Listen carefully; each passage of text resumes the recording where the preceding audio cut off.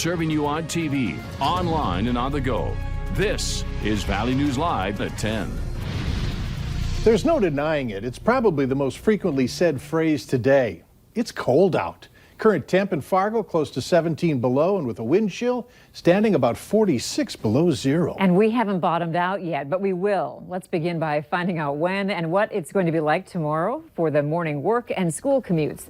Hutch is here with your No Wait weather planner. Hutch. Thanks so much, you two. I can say with confidence it is going to be cold all night long, dangerously so. Wind chills between 40 and 60 below as we go through the overnight.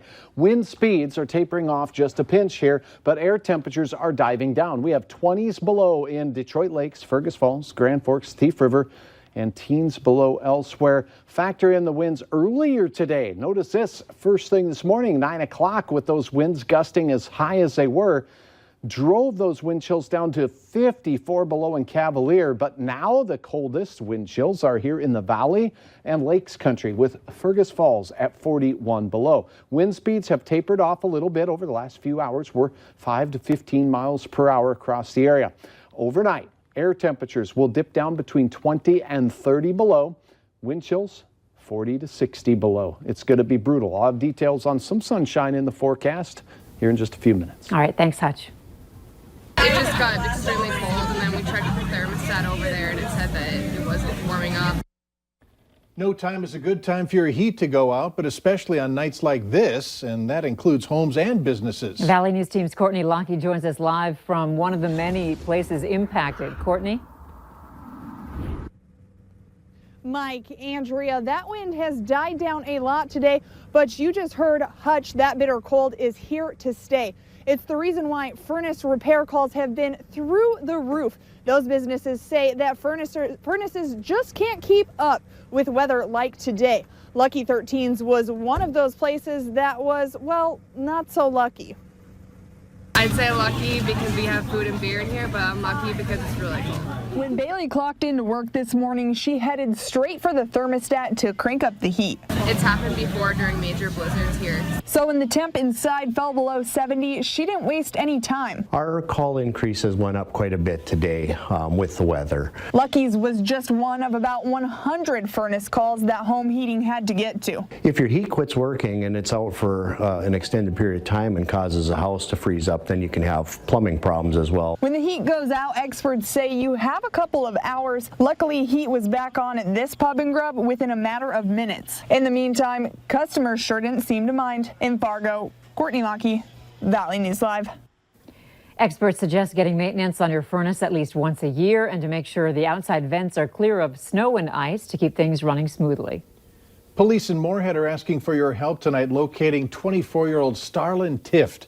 She has multiple open warrants, including possession of a controlled substance and possession of meth. And if you have any idea where she's at, call police. Police are warning of a homeless level 3 sex offender who's just moved to Perham, Minnesota. 35-year-old Chad Allen McKiska moved from Wadena last week and is staying in the vicinity of Pinewood Lane and Pine Lane Drive. He was convicted in 2003 of raping a 13-year-old girl in a tent. He also violated his probation twice by lying about his address and hanging out with a 4-year-old child. A community meeting will be held Tuesday at 5:30 at the old high school auditorium to answer questions. A Minnesota lawmaker is working to ban non-compete agreements in the state for doctors. She plans on reintroducing a bill during the legislative session. It's unclear how much support this bill will get. Non-compete agreements are permitted in nearly all of Minnesota's industries, with lawyers being the exception. A number of states, including North Dakota, limit them to one degree or another. The Minneapolis Star-Tribune is challenging a judge's continued order to seal names from the trial of a former Minneapolis police officer in the death of an unarmed woman. Mohammed Noor was convicted last April in the death of Justine Damond.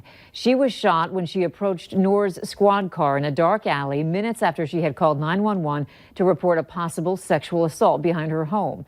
The newspaper says there is no threat to juror safety and that keeping the names private violates the First Amendment. Record oil production in North Dakota is pushing state revenue ahead of expectations for the first several months of the state's two-year budget cycle.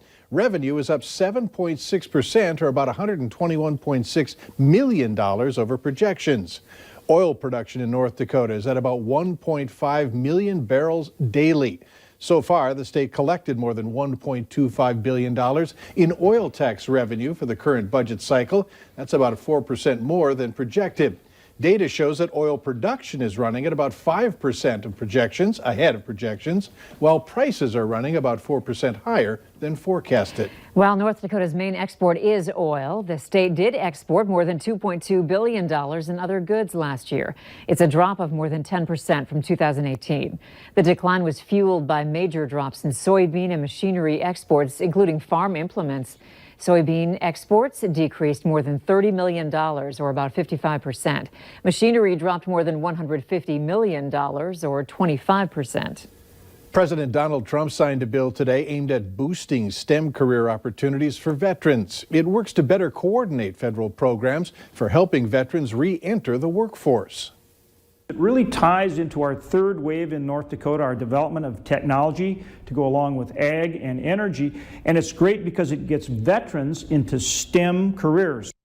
The bill makes them eligible for National Science Foundation programs to help them train in those fields. Democratic lawmakers are demanding an investigation after the Department of Justice reversed course on a sentencing recommendation for Roger Stone, a longtime ally of President Donald Trump. Stone was convicted on 7 federal charges. The president addressed the case today and also left the door open to a pardon.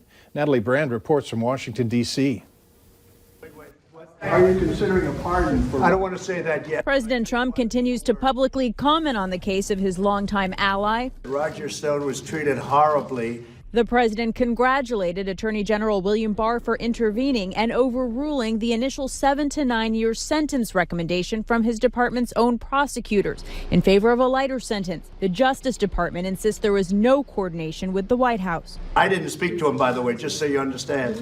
They saw the horribleness of a 9-year sentence. The 4 career prosecutors abruptly withdrew from the case Tuesday, and Democratic lawmakers are now calling for an investigation. I think William Barr has to look at himself in the mirror and say, what am I doing becoming the president's political henchman? Ultimately, the sentence will be up to the judge in this case, Amy Berman Jackson, who denied a request by Stone's attorneys for a new trial. On Twitter, the president took a swipe at the judge, who also sentenced his former campaign chair, Paul Manafort, prompting a rare rebuke from the president's ally, Lindsey Graham. I don't think the president should have tweeted about an ongoing case. Graham says he has confidence in the DOJ's revised sentencing recommendation.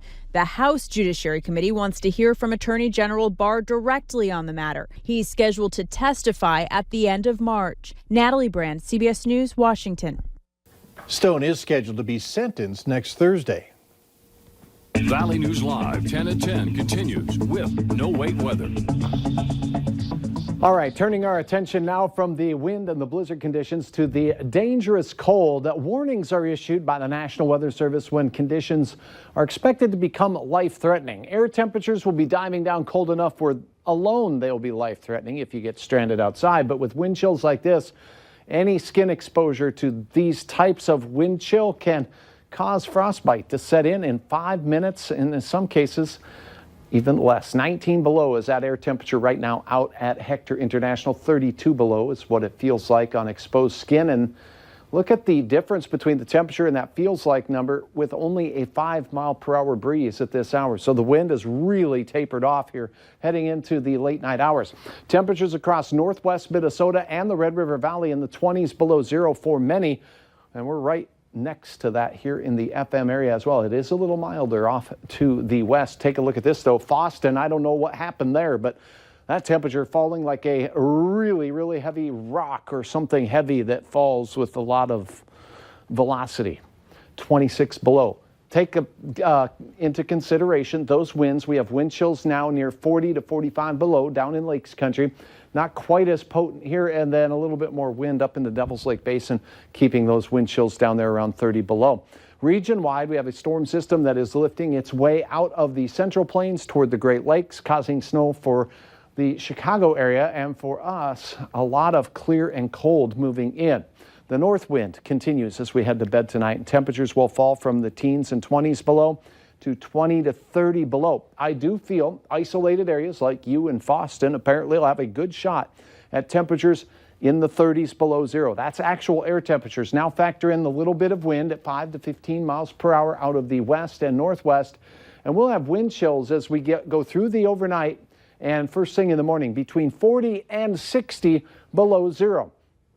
As we go through the day, there's a couple of things to point out that will make it nice on our Thursday, and that's the fact we'll see a lot of sun and a lot less wind compared to what we saw today during our blizzard. And it will not be warm in the midday hour. Many of us still around 10 to maybe even as cold as 15 below, but then we do warm up in the afternoon, light winds and sunshine. So when you step outdoors, it will feel a lot nicer than today because there will be a lot less wind, but still just brutal cold all day, below zero. And then we're right back into the thick of some Arctic temperatures tomorrow evening. However, look at the wind direction shift now. By tomorrow evening late, that means overnight, we'll start to see things warming up into our Friday morning. So for your morning tomorrow, expect temperatures to be near 30 below, wind chills probably close to 50 below here in the FM area.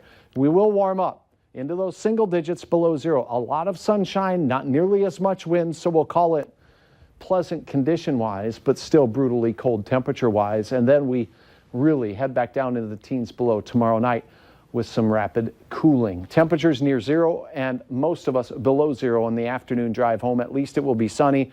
A lot of sightings of these sun dogs. There's your sun setting. There's a dog to the left, a dog to the right, and you got that kind of halo around the sun, all caused by the ice crystals in the atmosphere. Bill, thanks for your Thief River Falls view. Now let's take a look at our cold Arctic penguin here.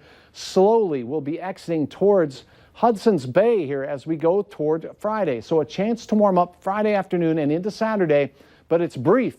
This storm system is going to grab some of that cold air, and on the backside, it's going to tug another bunch of cold air down our way as we go into Sunday and early next week. So the penguin's going to stick around with some cold temperatures into next week and not really exit until late next week. So enjoy your 17 on Friday, which is Valentine's Day. Saturday, 20s with some snow. Next week, more cold and some Arctic temperatures as well. All right. Thanks, Hutch. Later on Valley News Live, 10 at 10. Here